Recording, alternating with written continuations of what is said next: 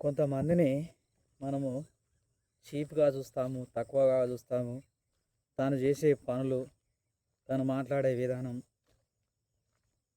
తను ఆలోచించే విధానం, తను నలుగురికి చేసిన చెడు, తనని మనం నమ్మిన విధానంలో తను ఉండకపోవడం వలన మనము తనని పనికిరానోడు, వేస్ట్ గాడు, వీని వల్ల ఎలాంటి ఉపయోగం లేదు అని మనము భావిస్తాము.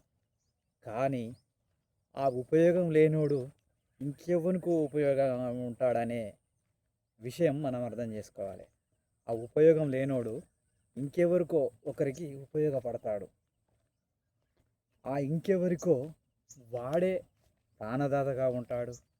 వాడే ఆత్మీయునిగా ఉంటాడు. వాడు లేకపోతే బ్రతికే లేదు అనేంతగా తను తనకు అవసరమై ఉంటాడు. మనకు ఇష్టం లేదని, మనకు మంచోడు కాదని, మనకు మంచి చేయలేదని, వీడు పనికిరానోడని, వేస్ట్ గాడని చెప్పి మనము కొంతమందిని పక్కకు పెడతాము.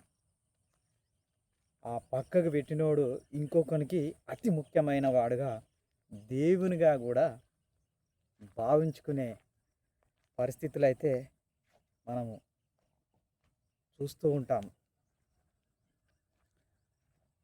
మనం అర్థం చేసుకోవాల్సిన విషయం ఏందనంటే, మనకు నచ్చనోడు హీరోనికి నచ్చుతాడనే విషయం మనం అర్థం చేసుకోవాలి.